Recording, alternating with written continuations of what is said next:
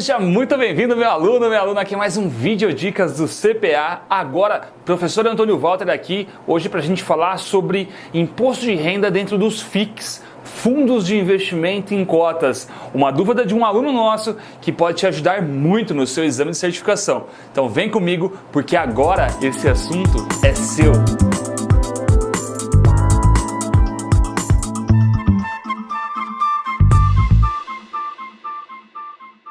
Você já tem que estudar tanta coisa para o seu exame de certificação. O edital ele é bem robusto para a certificação, tanto CPA 10 e olha lá então para CPA 20, né? E você tem que estudar sobre fundo multimercado, fundo de ações, fundo imobiliário, fundo renda fixa, enfim, são uma série de fundos e dentro deles tem o tal do FIC. Você precisa dominar a tributação do tal do FIC também. E aí vem a dúvida, como veio de um nosso aluno. Qual a tabela que eu uso?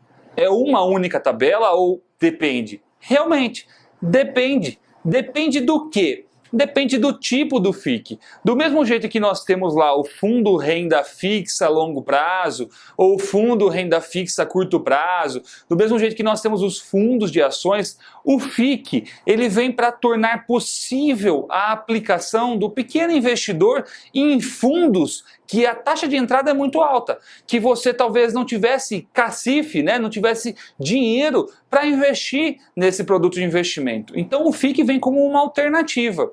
E essa alternativa ela vai ser aderente ao tipo de fundos que ele compra cotas. Se, por exemplo, esse FIC compra cotas de fundos de investimento renda fixa a longo prazo, eu vou usar a tabela que você já está careca de conhecer dos fundos de longo prazo.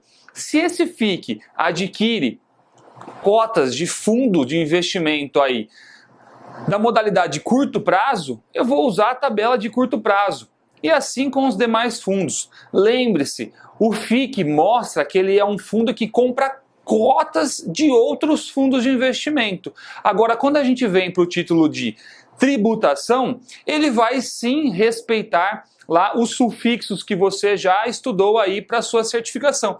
Então, na prática, como que ele vem? Ele vai vir lá, XPTO, né, fundo de investimento em cotas, XPTO, renda fixa, longo prazo. Então, percebe que o FIC vem como um indicativo. E aí, depois do fundo de investimento em cotas, ele vem se é renda fixa, se é multimercado, se é de índice, enfim. Ele vai te falar que tipo é esse fundo de investimento, em que tipo de cotas esse fundo compra. E aí já te dá dando o indicativo de qual tabela vai ser utilizada aí para a tributação. Uma outra coisa que pode acontecer, que na prática é assim, e eu estou contando como é a prática, nem sempre vem falando lá no nome do fundo se é longo prazo, se ele é curto prazo, né? E como que você descobre na prática como isso funciona? Porque na prova eu já vou falar como funciona na prova, tá? Mas na prática, como que você descobre?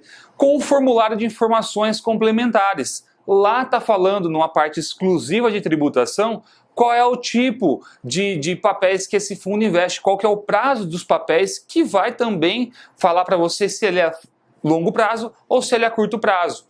Fechado até então, no formulário de informações complementares, você sabe qual que é o tipo, se é longo prazo ou curto prazo, caso no nome desse fundo não venha.